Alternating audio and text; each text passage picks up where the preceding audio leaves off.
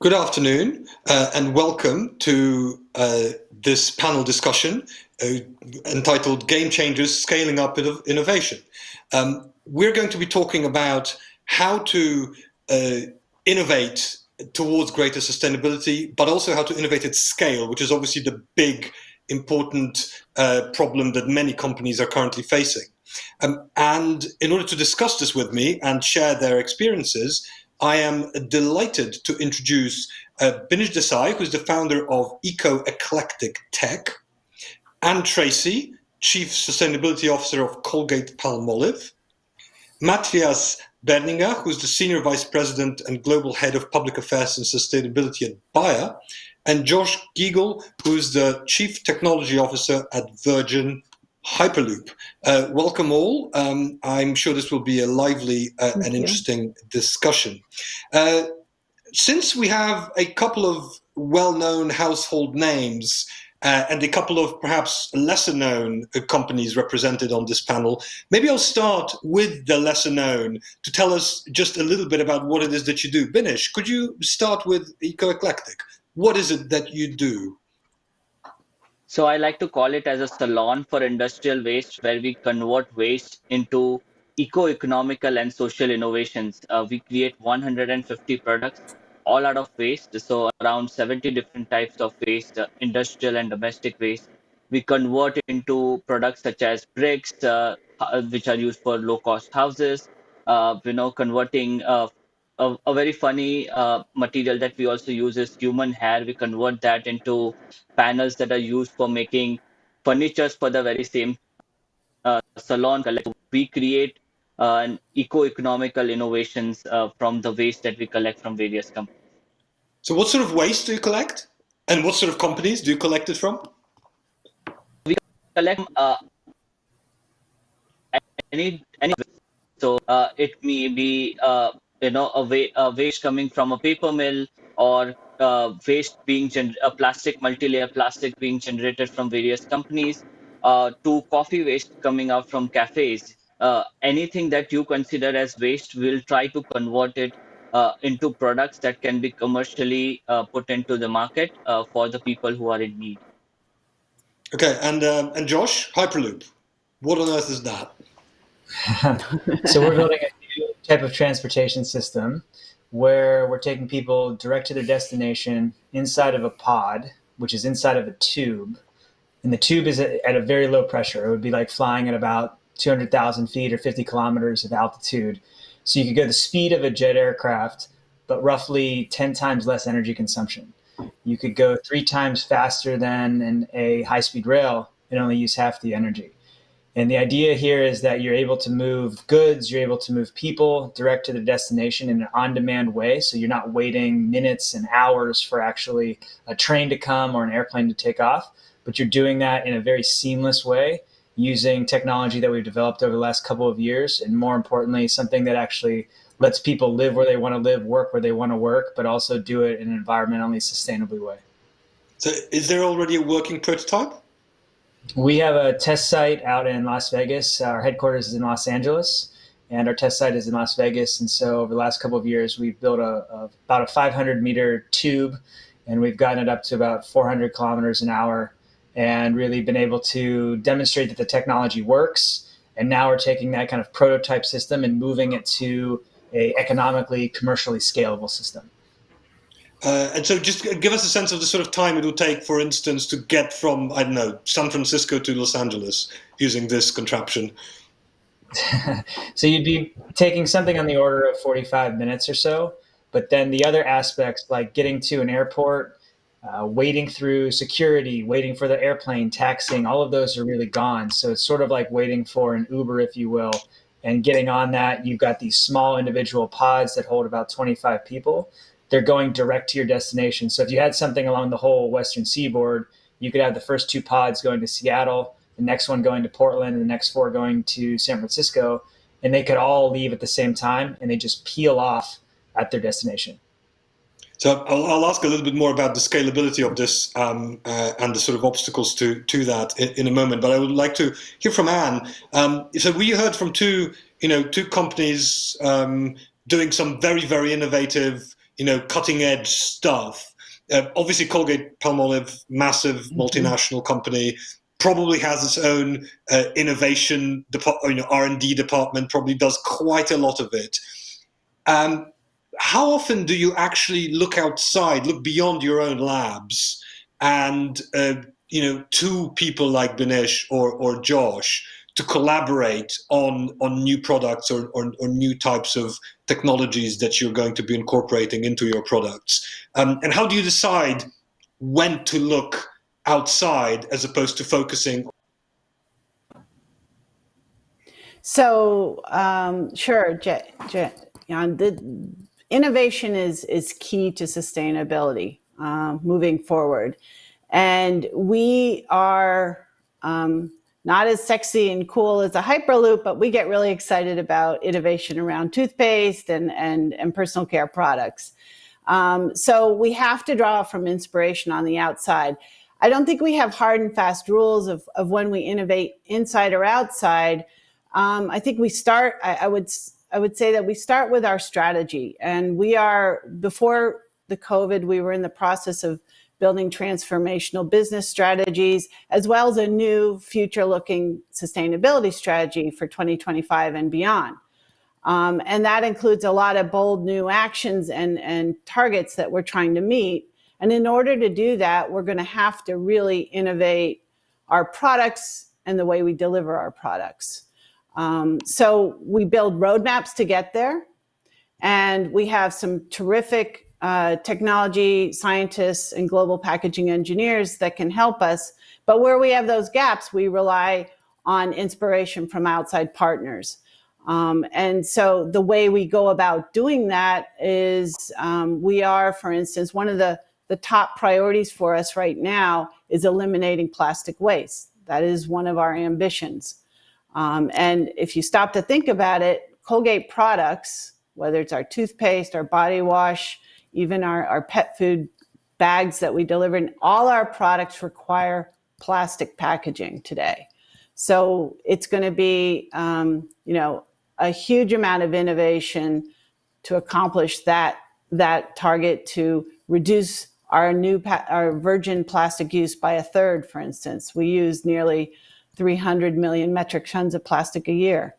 And we also are trying to make everything 100% recyclable, reusable, or compostable.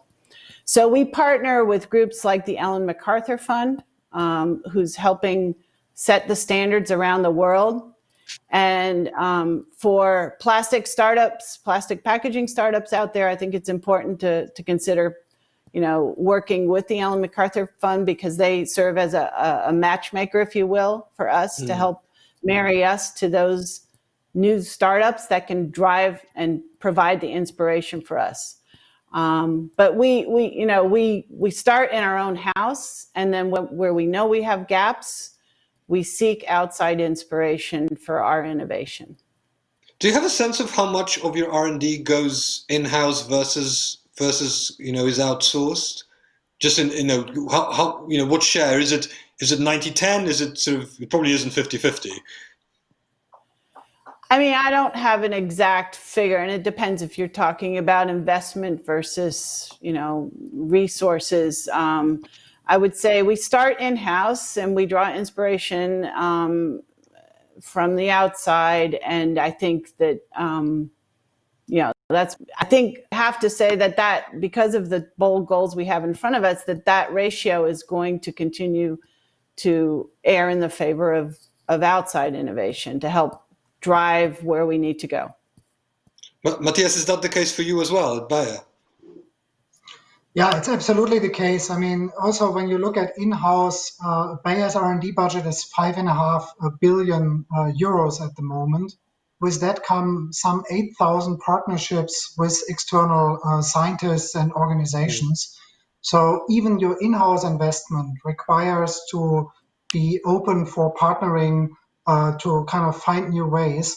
With regard to partnering with smaller companies, roughly $1 billion, a bit less of $1 billion, we invest in a fund called Leaps by Bayer, where we really try to find those companies that are both spearheading in the area of innovations, of breakthroughs, as well as being aligned with a vision that we summarize as health for all, hunger for none. So this combination of breakthrough and purpose is probably what we are looking for. And you hear a lot in the discussions, are those green investments really more successful or not? As far as we can say for Leaps by Bayer, the purpose-driven investments really rock. So are there any particular parts of what it is that Bayer does in terms of R&D that are more amenable to outsiders? Sort of I suspect that some of the chemistry is probably best done in house, just because of the resources that you already possess. So is there any particular aspect of technology that Bayer is involved with that benefits more than other aspects from an outside viewpoint? I think your guess is going exactly in the right direction. I think when it comes to chemistry, the next generation of herbicides, for example, a lot can be done in-house. We have huge capabilities there. Where we are now tending to more go to the outside is in the area of the biorevolution. In health, the cell and gene therapy, in agriculture, biotechnology that helps us both in the microbiome of the soil as well as on plants, as well as even insects, to kind of find breakthroughs that allow agriculture to operate much more in line with planetary boundaries. So I feel that the area of where biology meets computing technology is the area where partnering will accelerate innovation the most. All right, Binish, I'd like to come back to you. And obviously, I'm not actually sure how large a company you are, but I suspect that you say you can convert a lot of different types of industrial waste into a lot of different products, and you probably approach quite a few producers of waste to see whether they would be interested. What are the main reasons people give you for not taking you up? Is it cost? Is it something else? Why? Because it seems like a very, very interesting proposition. I'm sure you do have a lot of clients, but I suspect that, as in all businesses, you don't succeed with not every contract pans out. So what are the reasons that people give for not partnering with you? One of the biggest reasons a lot of times is that, especially in India, a lot of companies, I'm not talking about multinational companies, but a lot of companies that are waste generators locally are not ready right now to understand the concept of either triple bottom line, where you are trying to have a balance of environmental impact, social impact, and also commercial viability. That's one of the challenges that we face. It's very difficult uh, to make them understand how waste can be used. So the way we take care of that is we started combining it with the CSR, corporate social responsibility, to create projects where their waste becomes their own treasure and can be used to bring a smile on someone's, develop a village or things like that. So that was one way of overcoming that. But we face a lot of challenges in terms of trying to just make them understand that the waste which you are throwing away into the landfills can actually help create a product. But the product that is created may not be of their field. So let's say if a company that is producing metal but has metal waste do not want to enter you know, uh, put up a company which is going to make bricks or houses or toilets, so that's one of the other challenges as well that we face. So that sort of seems to suggest that very often the hurdle to greater innovation, or certainly to scaling up the innovation that you're providing, is not necessarily technological, but it's about business models, and it's about sort of convincing your partners on each side, right, on the provider of the resource and on the consumer of the end product, that this is a viable business. Anne, I would like to ask you about that. So, do you feel that in your company, the biggest hurdle to greater innovation towards sustainability, towards greater environmental friendliness, are these hurdles technological for Colgate-Palmolive specifically, or are they questions of trying to rethink, the old tried and true way of doing business? Or are they hurdles to do with regulation, which can also see some innovation, which regulators try to be innovative in their own way. So, which of these hurdles would you say is where do you need most innovation at the moment? Technology, business models, or regulations? So you're not going to like my answer, but the answer is yes. I mean, it's really all three areas. But I think some are honestly I think the technology innovation and the business model innovation will follow.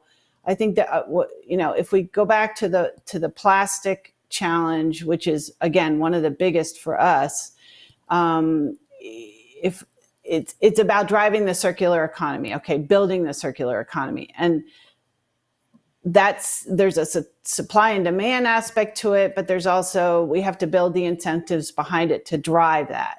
If those incentives are put in place, the business models will follow, because let's face it, we're businesses, so we have to have the right business framework to get to that triple bottom line that Banesh just described. And then I'm actually not worried about the technology, because that will very fast follow, either through our internal R&D and or the partnerships that we spoke about earlier, because there's lots of great minds out there developing super things if they understand what the circular economy requires. So I think it really starts with building the true circular economy. And I actually had a follow-up. What does that mean? So you mentioned incentives, right? You mentioned incentives. Whose job is it to provide those incentives? Are they internal incentive that Colgate-Palmolive sets itself, or do you think that there's need for external incentives in the form of tax law, regulations, or something else that would ensure that the entire system is working in a somewhat coordinated way rather than being disjointed? Yeah. And the key word you mentioned there is system. Okay. So it has to be a systematic approach, and you can't put it all on the government. You can't put it all on the private sector. We have to work together. So Colgate-Palmolive is part of the Consumer Goods Forum, which brings together a lot of like-minded consumer goods companies, as well as retailers around the world, to figure out how to tackle some of these big existential issues. And one of the big ways, again, using the plastic example, is the EPR, or otherwise known as the Extended Producer Responsibility fees. And I think it's something similar like the CPR that Banesh mentioned in India. But it drives, the fees are levied to companies based on the amount of plastic that they use. And then those fees in turn are meant to build infrastructure around the world. This has been in place for a long time in Europe, and it's really rapidly starting to expand, to Canada, even into some of the states in the US. So it is evolving, but I think that's a good example of where we can start to drive the right systemic foundation to build the circular economy. And private sector needs to lean into that and understand the role we can play. If we build the EPR right, that will deliver to us the right amount of recycled content that we have all committed to put into our packaging. So one of the things we're planning to do is to increase the amount of recycled content in our packaging. So we're reusing the plastic. That's the circularity. We've just announced, and we're starting to roll out the first globally accepted recycled tube. And this is really critical. This is important. It's an example of our biggest product line is toothpaste, and we are taking a step towards moving it toward the circular economy. But that's not going to get it there by itself. We need, we need incentives across the board to push this and accelerate it. And the other thing we're doing, by the way, with the tube is we're open sourcing the technology, because we want it to go fast. We want to scale it quickly. We want all tubes to be recyclable. So we've chosen to open source that technology and share it with other companies. Matthias, I actually want to ask you about incentives as well. So, one way to incentivize businesses is to regulate them, or again, tax them in different ways to encourage the allocation of scarce resources according to market mechanisms. Do you have any internal structures for creating incentives? Some companies, for instance, have internal carbon prices. And in some cases, money actually sort of changes, or tokens change hands internally to try and, use those scarce resources efficiently within a company. Do you have any incentives in place within Bayer to try and arrive at the sort of goals that you set yourself? Absolutely. So I'll give you an example. We want to be carbon neutral by 2030. By the way, for me, one of the best news of the last months was that both the European Union and China committed to decarbonization in my lifetime. Yeah? So by 2050, 2060, God willing, I'll be here. Yeah? And therefore, decarbonization is going to be a big deal. How are we doing that at Bayer? Well, first of all, the incentives are linked to our success on the path to decarbonization. So about 10% of the salary of the CEO of Bayer will depend on whether we get there or not. The second thing is an internal carbon price, so that those projects can compete with the other projects. And the third thing, of course, is you need to have a clear path of quantitative to measure against that.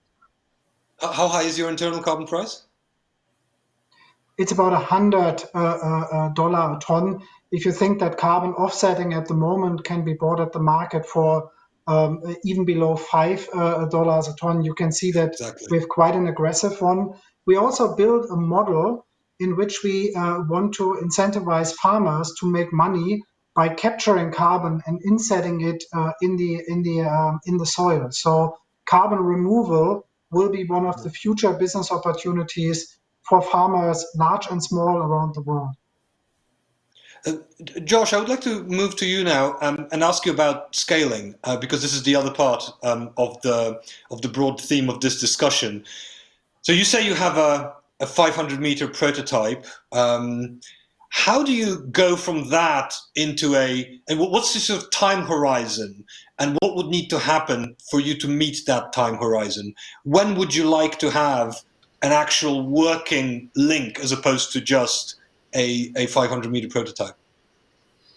I'd ideally like one tomorrow, but as you talked about before, it requires a little bit more innovation on the regulatory side first. And I think when I look, and really kind of echoing Anne's sentiments, the technology is there. We aren't doing research science, we're doing basically applied engineering.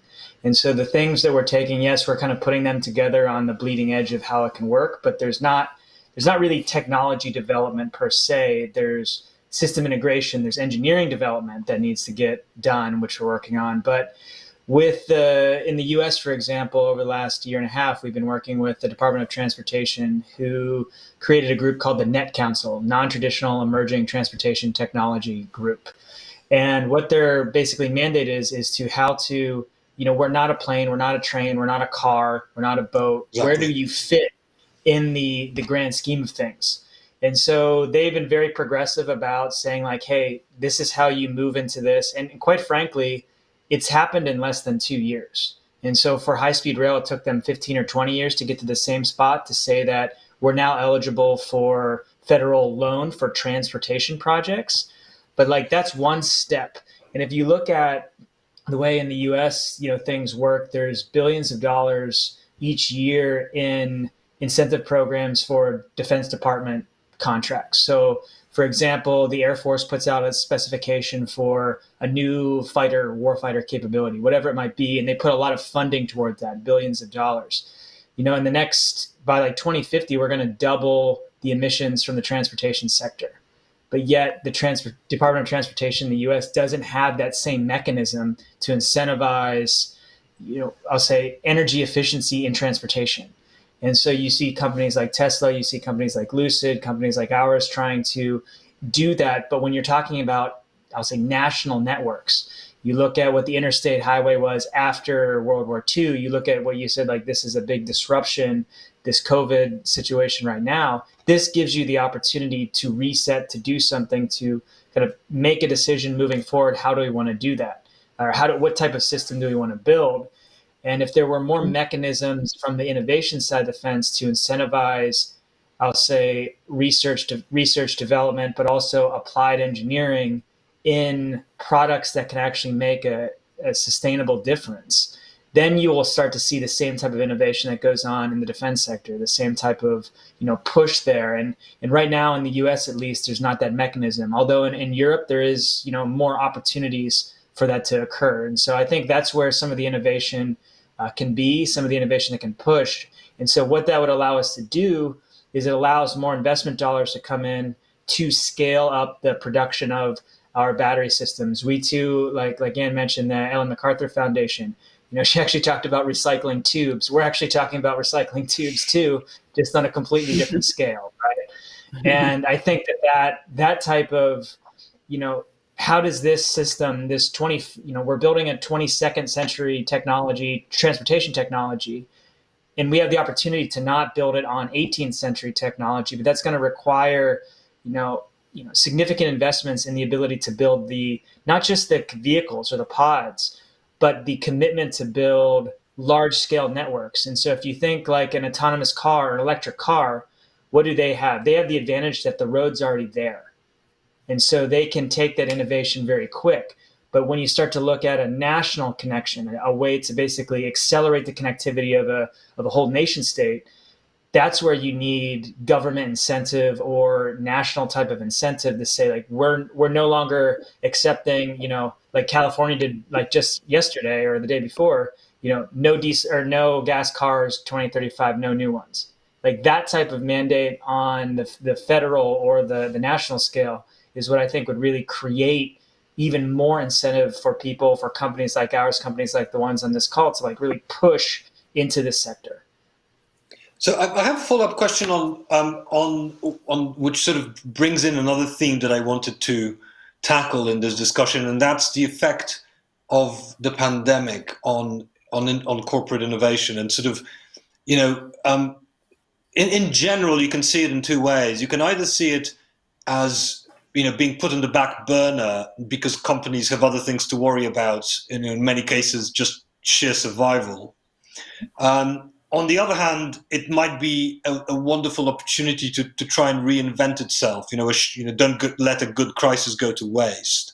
And I wanted to ask, I want to get all of your views on this, but I would like to stick with Josh for a moment and ask about just long-range transport.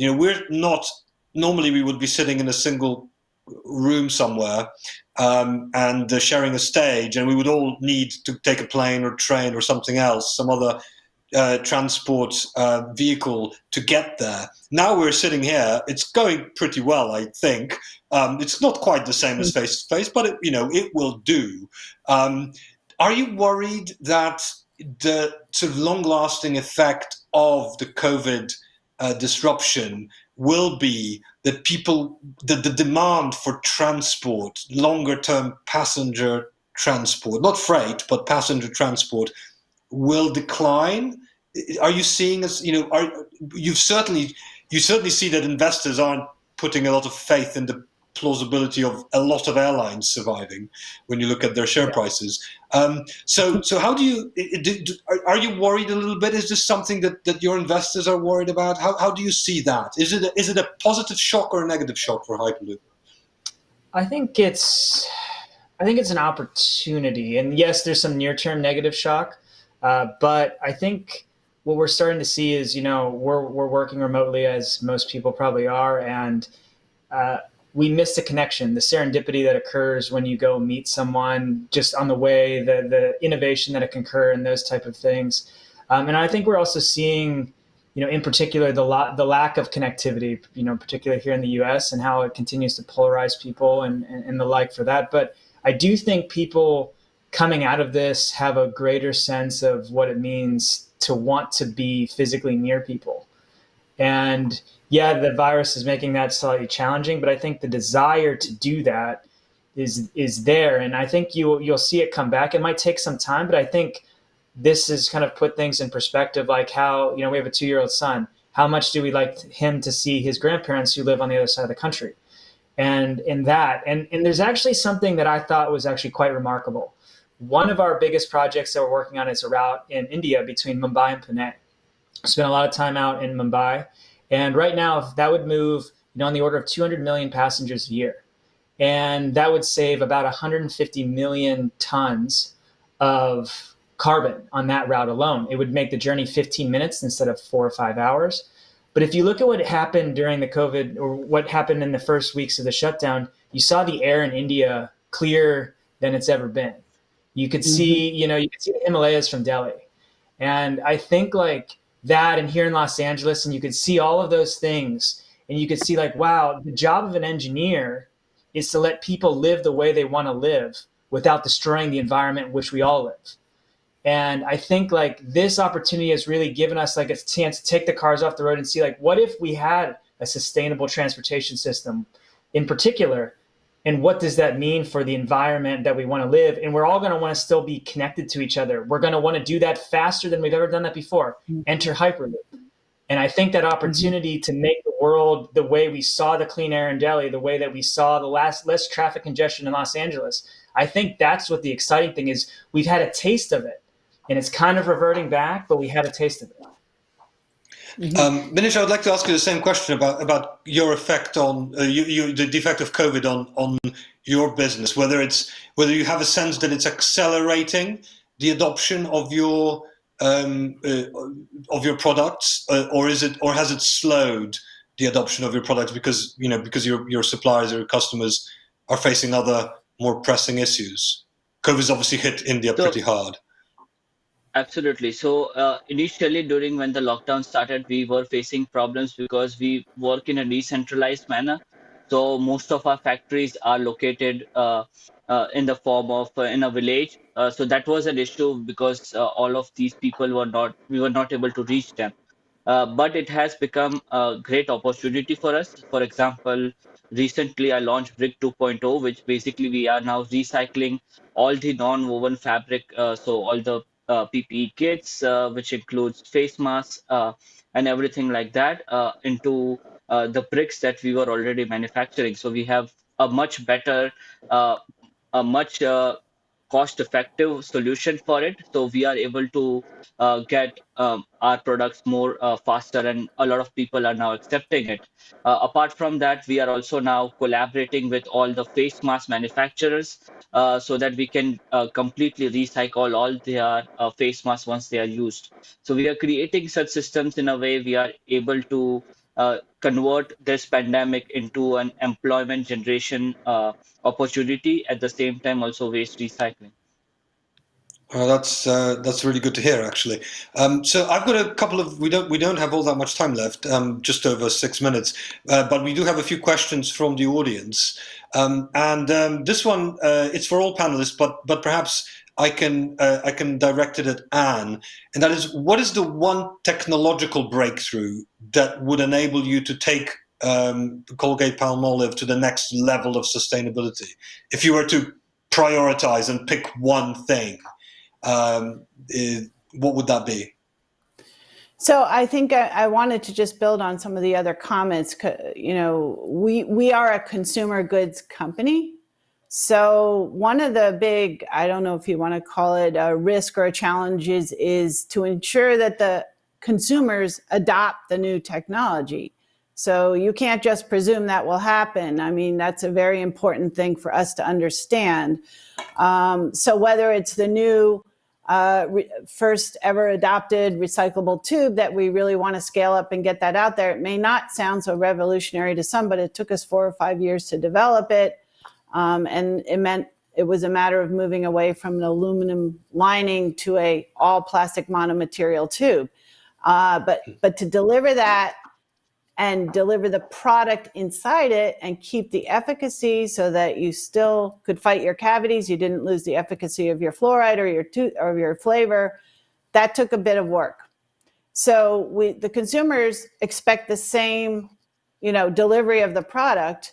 I guess the next level breakthrough would be, okay, consumers, can you chew your toothpaste? Can we deliver products in a whole new format that don't require plastic at all? I'd be up for that. Yeah, so something, but I think that's very exciting, but the average consumer may not. So I think taking into account consumer adoption, and the consumers' eyes were, as Josh was mentioning, really open during COVID. And I know if you're in America anyway, you did a lot of online ordering and you generated a ton of waste. And I think people had a wake-up call, just like they could see the Himalayas from Mumbai. Now they saw like mountains of waste in their garage from the online ordering. So I think consumers are ready to change, and we have to take that opportunity to communicate to them. One thing you may not know is Colgate. The Colgate brand is the most household penetrated brand in the world. We are in more households than any other. So we think we have a responsibility with that to communicate directly to consumers, to help them understand the issues that we're facing. So that's what we're on a journey to do. And if we can bring them along and help them, use our essential products in a more sustainable way, that's the journey we're on.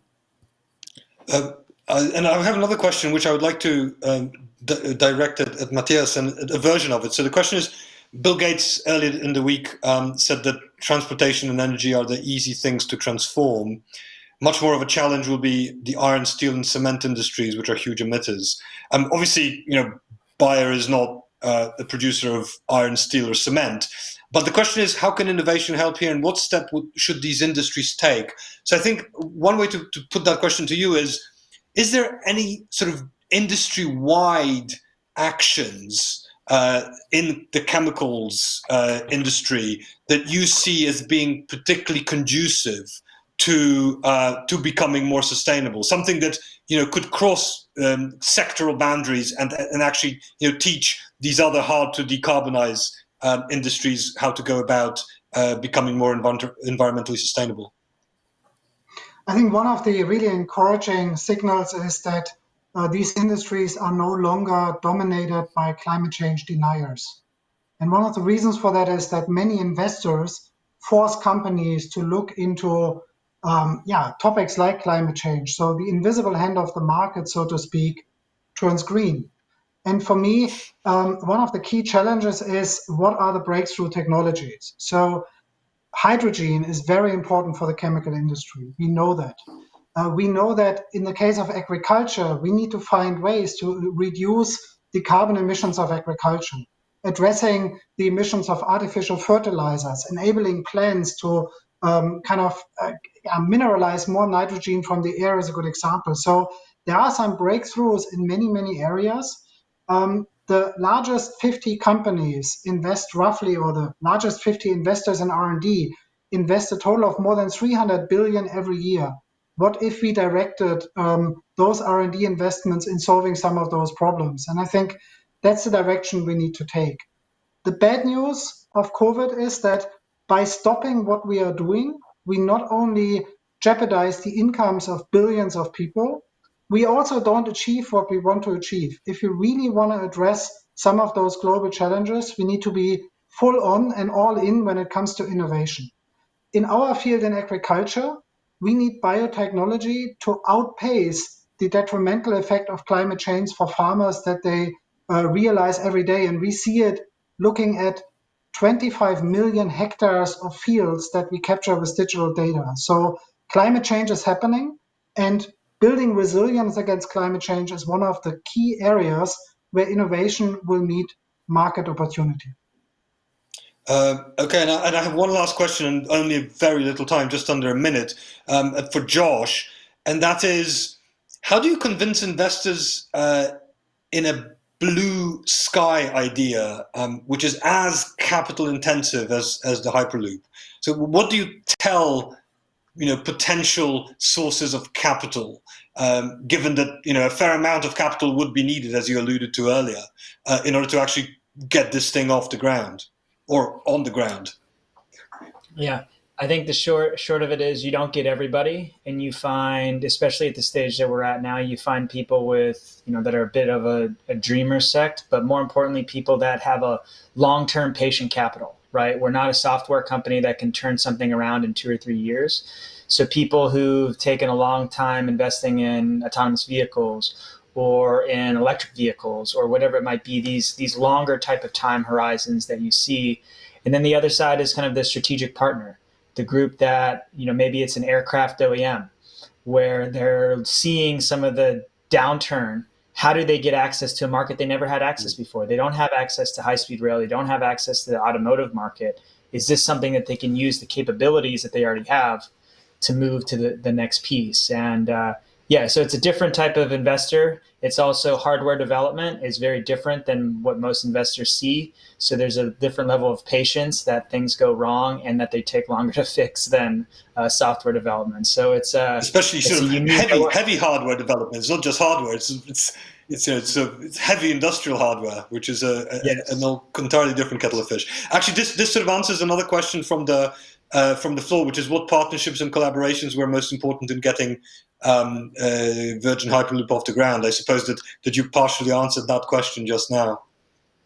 Yeah, like we had one specific one. There's a company in the United States called Spirit AeroSystems. They used to be part of Boeing. Boeing spun them off about 15 years ago, and they big supplier to basically Boeing still. Yeah. Yeah, and they supply parts to Boeing and Airbus, and to basically every aircraft that flies. And their thought is, how do we continue to diversify? How do we move into a different sector? How do we move into a market segment we don't have at all? And they've been really productive in some of the prototypes for our commercial system that we're building right now. And their expertise with building planes, they were building 2 737s a day. How do you take that and move that into that type of industrial scale that we're looking at? And and they've obviously been impacted very hard by the 737 MAX and by COVID. And so this, I think, is something that's a bright spot for them in terms of the way they're moving in the future. Well, unfortunately, we have to wrap up. It seems like we're only warming up. I'm sure we could have gone on for much, much longer. Thank you all for being such good sports. It was a lot of fun, informative, great, concrete examples of what each of your companies is doing, which I think is what the audience is really most after. So thank you again. Good luck with all these projects. They are often ambitious. And let's hope to reconvene and hear about some progress in a couple of years' time. Thank you very much, and thank you, the audience, for listening. And please stay tuned for our next panel discussion, which is taking a deep dive into the fashion industry.